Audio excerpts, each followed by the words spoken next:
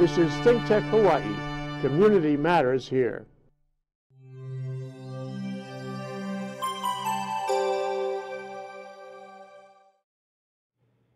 Hey, hello, and welcome to Stan the Energy Man on the first show of 2019, and we've got a doozy of a show for you. We're going to be talking about one of the companies that does probably more hydrogen fuel cell work than any other company on the planet, and we're going to be talking to not just one of the underlings at this company, but the guy that's in charge, as we say, my friend, what's in charge, Andy Marsh from Plug Power. And Andy, thanks for joining us today. First day of the show. We haven't talked to you for about a year, but it's always exciting to hear what's new and going on in Plug Power. It's a pleasure to be here today, Stan, and Happy New Year. And as you know, I closed out 2017 with you for your last show. Missed 2018, but starting off 2019 strong with you. There you go. So what's been going on with Plug Power, and you know, what's happening in the hydrogen world on the East Coast that I seem to miss out a lot on nowadays? Well, Stan, for us it was a good year. We on Wednesday we're going to be giving some of our preliminary results for the year, but we're projecting to the street that we're going to do between 175 to 190 million revenue in 2018, and that will finally hit EBITDA break even. So, from a financial point of view, the business had a real strong year. But underneath it all, the reason I had a strong year is because we've continued to make advances. This year, we actually surpassed NASA as the biggest user of liquid hydrogen in the world. Wow. Filling over our 23,000 units in the field. And as you know, most of our units are fuel cells that go into forklift truck stand. But, we're beginning, as you know, to move into other applications. From a technology point of view, what really has excited me is that we started shipping some products with our own fuel cell membranes this year. We acquired a company which was started by some old GM fuel cell engineers. And I think if you remember, before the economic collapse in 2008, GM had the premier fuel cell development group in the world.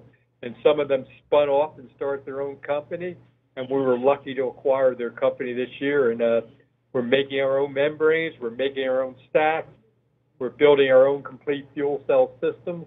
And as you know, we're about to be going onto the road much more strongly than we've ever done before. Yeah, there's companies, your company, Nikola Motors, Walmart, Home Depot, all those big box stores are looking at hydrogen forklifts. And I heard that Air Liquide is building a liquid hydrogen station for transportation in California, a 30-ton-a-day production facility. And that's really exciting for us. Can you give us any idea of, what you kind of project for liquid hydrogen? Is that going to start growing even more? And is it going to be all steam reformed, or is a lot of it going to be electrolyzer? It's a good question, Stan. So not only is Air Liquide building a plant, I think this is really exciting. Air Products and Linde, Air Products and Praxair also announced new facilities they're building. So Praxair announced a 30-ton plant also going online, a similar time frame as Air Liquide, as did Air Products. And I think all these companies are looking to go to, use a combination of natural gas reformation as well as looking at where it's appropriate, using electrolyzers and using solar. And you're beginning to see a push by folks in this industry who are non-traditional but large energy companies like Engie, which is one of the largest utilities in France, who have been selling off their assets with fossil fuels and beginning to buy and acquire renewable assets. And Engie is making a huge, big push into the hydrogen space. and I know they're excited about the possibility of building hydrogen plants also. Great. So it's not just the traditional providers who are looking to add capacity. It's actually new large players coming into the space. And, part of that's being driven by the Hydrogen Council, which Plug is a member. So there's over 50 companies that have come together to really help set the strategic direction for the hydrogen industry and, coordinate, not in a way that doesn't create any sort of antitrust issues, but try to really set out a strategy for the industry. And part of coming out of that strategy was a report that was put out by McKinsey, which is actually looking for about 18% of the energy coming for the world by 2050 coming from hydrogen. Wow. With it growing dramatically over, linearly over time. So, creating incredible numbers of jobs, which everybody's interested in.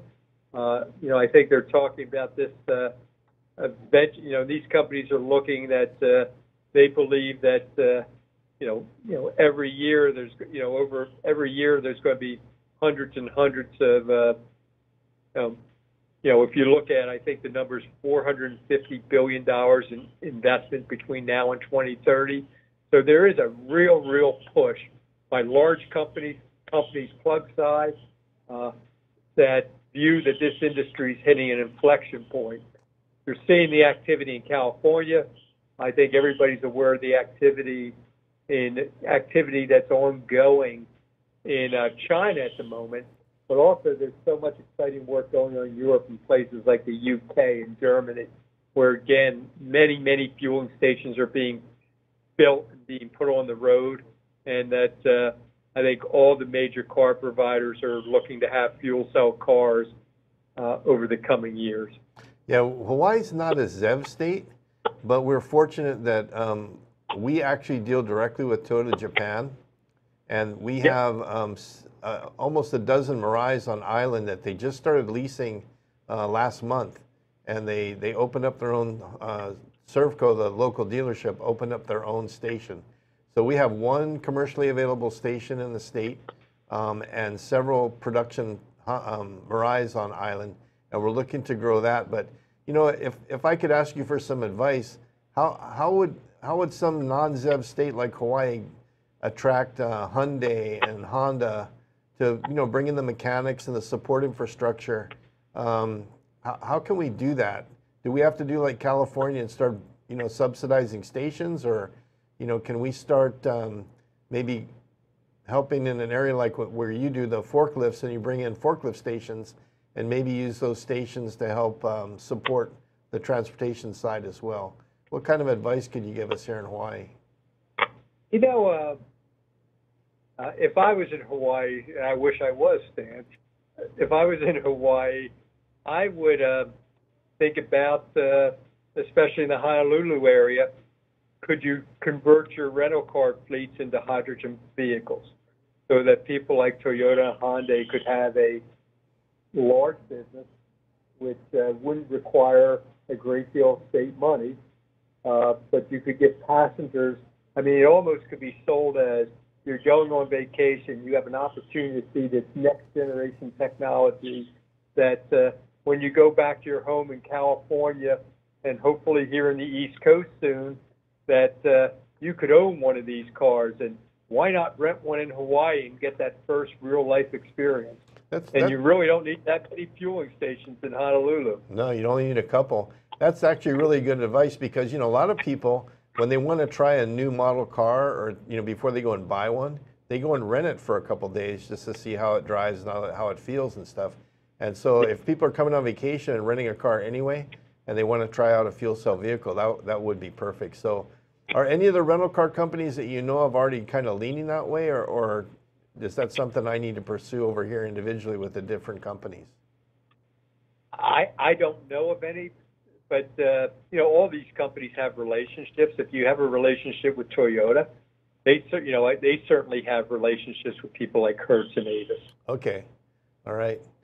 So what's new at Plug Power? What kind of things are you expanding your line? You talked a little bit about that, and you know, what's been going on in the Plug Power world?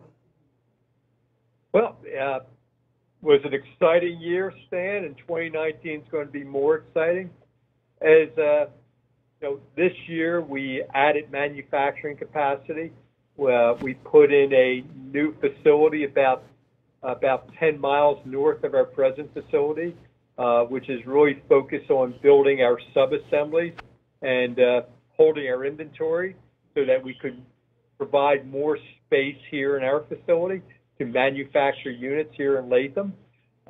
We'll have capacity to build over 20,000 units a year. We put in service centers in Chicago. We have a great service centers in Chicago to serve the Midwest. We have a 24/7 center in Dayton, Ohio that monitors all our units around the world and can help our clients in hydrogen and with fuel cells. Now, one of those little known facts for industrial applications, we've built over 80 hydrogen plants, do 24/7 monitoring, never ran a customer out of hydrogen. We actually are really experts at building hydrogen stations, obviously at building fuel cells, and we're really pushing the next generation. And, the FedEx ban is one example of us going on road vehicles. I think you'll see a lot more in 2019. I think you'll see a great deal of engagement in ground support equipment in 2019. But from a technology point of view, we're actually really focusing on our ProGen engines, which actually will go in. If you remember what we call our units that go into forklift trucks, Gen Drives. Right. We're actually developing this suite of ProGen engines, which can go anywhere from 1.5 kilowatts up to 100 kilowatts. Wow. And we believe those engines can power all sorts of different electric motors.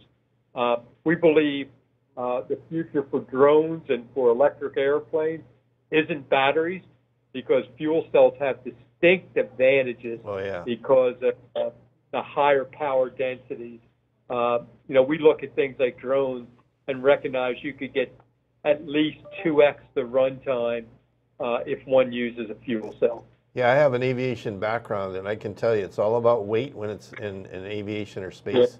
Yeah. And you cannot put batteries against fuel cells and win. You may have to have a small battery in the spacecraft or the aviation platform, but if you get most of your power from fuel cells, you're way ahead. And I think that you see, and look, it'll be time before it happens. But you look at a lot of the work. I think there's 80 companies looking at developing electric airplanes at the moment. And you start thinking about, and most of them think about taxis, think about places like New York City, rooftop to rooftop. Ultimately, all those units are going to be fuel cells because of the superior runtime, the lighter weight. I mean, the advantages in any technology is really looking for extensive use of the asset. It's one of the reasons we work so well on forklift trucks. You get that runtime, which is based on how much hydrogen you can put in the tank. You get better power density. Less downtime. Fast fueling. Heavy asset utilization devices which are used often. Fuel cells make a great deal more sense than batteries. I mean, it's like our business in distribution centers. If you run more than a shift and a half, I'll say it's a no-brainer to go to fuel cells. Exactly. Well, we're going to take a quick break here, Andy, and when we come back, I actually want to show one of your videos to start off with, but we're going to take a quick 60 seconds to advertise some of our other shows here on ThinkTech. Aloha. I'm Wendy Lowe, and I'm coming to you every other Tuesday at 2 o'clock, live from ThinkTech Hawaii. And on our show, we talk about taking your health back. And what does that mean? It means mind, body, and soul. Anything you can do that makes your body healthier and happier is what we're going to be talking about. Whether it's spiritual health, mental health, fascia health, beautiful smile health, whatever it means, let's take healthy back. Aloha. Aloha. I'm Marcia Joyner, inviting you to come visit with us on Cannabis Chronicles, a 10,000-year odyssey, where we explore and examine the plant that the Muse has given us. And stay with us as we explore all of the facets of this planet on Wednesdays at noon. Please join us. Aloha.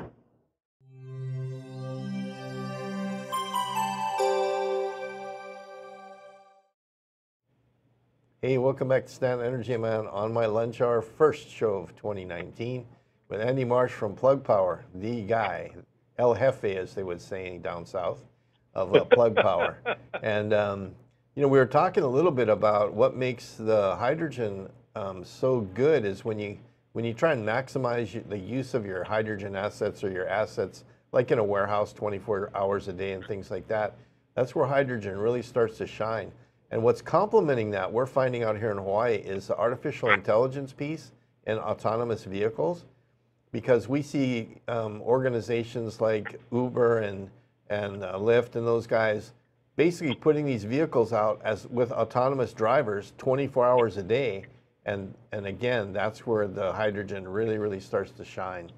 So I know that where you were heading with that discussion before the break is exactly on the mark, Andy. And what we're going to do now is I want to show a short video that comes from your shop there that talks about some of your future work and that modular generator system you're talking about. So go ahead and roll that video.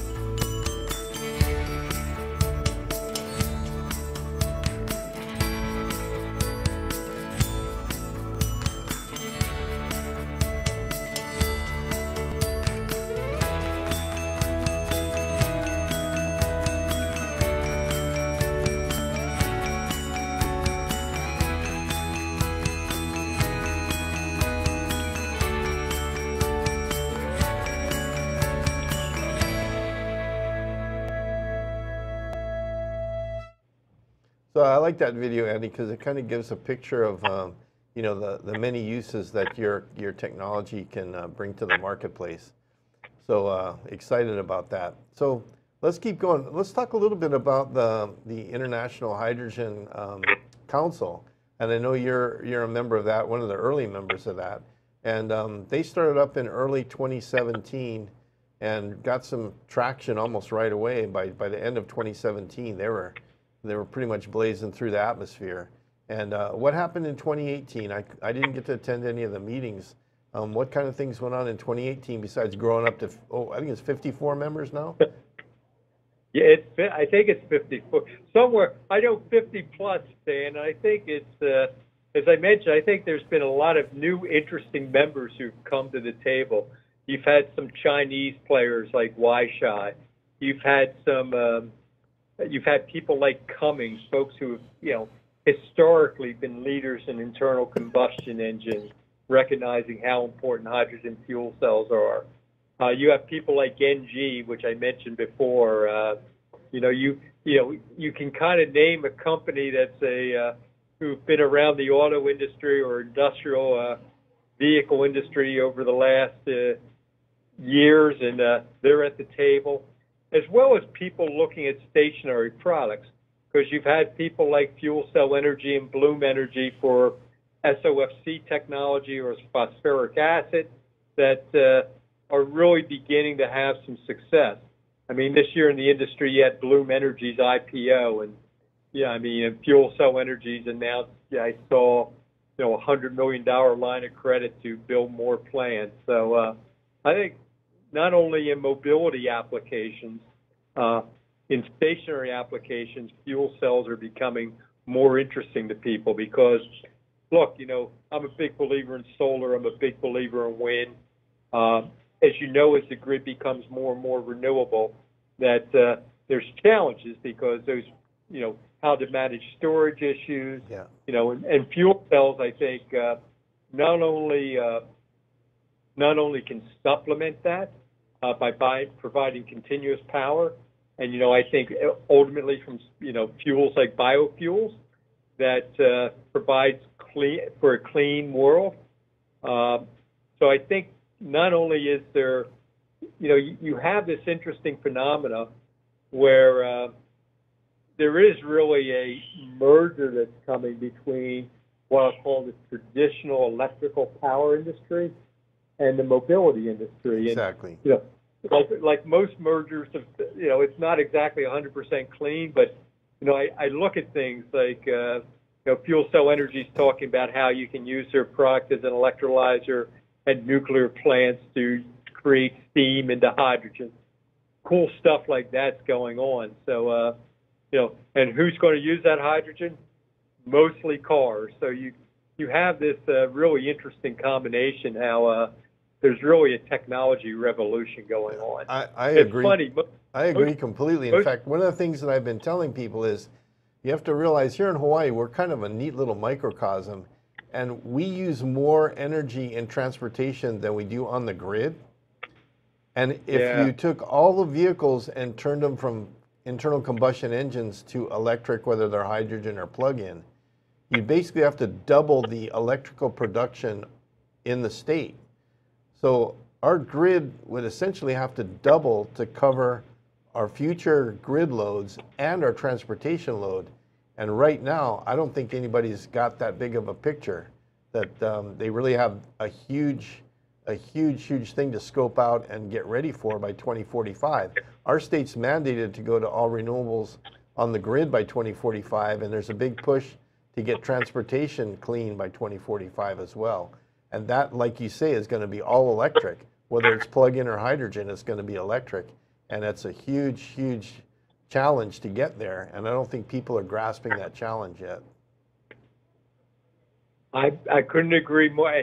And Stan, not only is it in Hawaii, but I think across the country, and again, that's kind of why hydrogen's a nice mix, especially when you think about renewables and the intermittency and how you can be generating hydrogen when it's nice and sunny outside, like it always is in Hawaii, and be generating hydrogen when the electrical grid doesn't need it. So I do think there's a nice kind of mixture of how you size your grid and how you how you generate hydrogen, how you use storage, and how that all plays together. I think is fascinating. Yeah, we're trying to look at. We have this cultural icon known as Madame Pele, who created all the islands with the volcano. And we don't have hydroelectric dams like we do back in the mainland, but we do have geothermal in plenty. Yeah. And one of the engineers at the University of Hawaii also developed ocean thermal.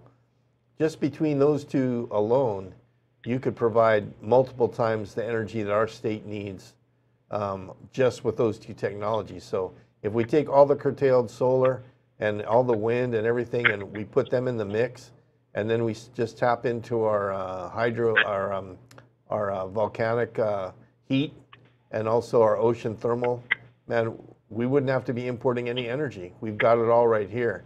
And I think people are just now starting to grasp that. And it'll keep the air nice and clean. I know the wind blows it away quick in Hawaii, but it'll keep it the air nice and clean. It certainly will. And that's another thing too. We're we're blessed with trade winds most of the year, but on the downside, people don't realize what pollution we do generate because it does blow away.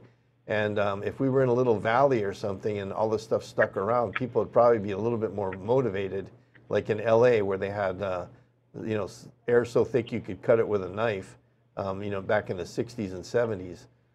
Get a little bit more motivated to cleaning up our atmosphere. But yeah. Absolutely, Stan. Well, we're getting close to the end of the show here. I'm gonna leave you the last couple of seconds to just talk about where you'd like to see the state of the industry going in 2019 and beyond, and maybe some special advice on how Hawaii could get there faster, because we're notoriously cheap in Hawaii. We don't we pay too many taxes I thought I gave you a already. good one there with the rent-a-cars, Stan. That is a cheap one. Let the tourists pay for it. We're gonna go with that one. Trust me. As soon as I get back to the office, I'm gonna start making phone calls. Yeah. But I should be comped the next time I come. We'll give you a percentage. But you know, I think the next 5 years from the industry, you're going to see some rapid growth, because you're beginning to, you know, today I mentioned that there was 90 tons of additional liquid capacity coming online. That was just announced in the last 3 or 4 months. And that actually represents 36% of the capacity in the U.S. today is going to be added. That's a statement to me. It's not only evangelists like us who are preaching this, it's large companies making, you know, Air Liquide's investment is $150 million to build a 30-ton plant. So you have these large companies making these significant investments.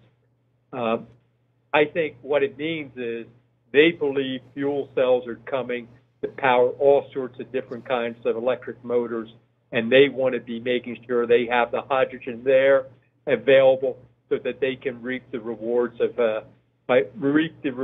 this growing industry. Well, let me ask you a quick question, because we've got about 30 seconds left.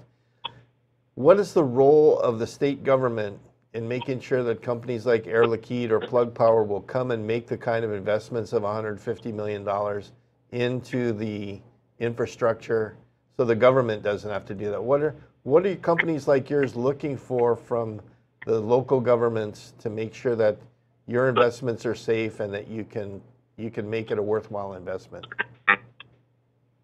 I would, if I was Hawaii, another area I would look at is your ports. You have lots of movement of goods. And I would look at what people are looking to do in the LA ports. Where I would invest if I was in Hawaii would be helping in building the infrastructure of the ports so that hydrogen could be available.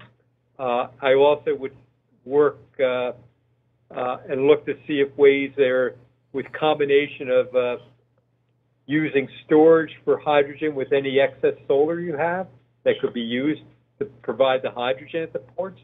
So I think the government could cooperate to bring solar and hydrogen players together, but also look at high, heavy usage area where it could make it exciting for companies like Plug, Air Liquide, and others, where they could be using, you know, tons and tons of hydrogen a day. Great. Well, that's good advice. Thanks for the rental car advice and the port of entry advice, and we'll start working with the governor on that stuff right away. But I hope I get to interview you before 2020. We have to make this a little more frequent than once every year or so. And I'd like to thank you again for being on the show today, Andy, and wish you the best for 2019. And we're just watching you. I mean, you're one of the companies to watch, and we're locked onto you like radar, and making sure we follow what you're doing so we can capitalize off of all that you've done and all you've learned. So thanks for your time today. I know you're a busy man. Your secretary said you're like the busiest guy on the planet, next to maybe President Trump. And we hope you can spend some more time with us later this year. So Happy New Year, and thanks again for being with us. Happy New Year. Aloha, Stan. Aloha, Andy. Take care.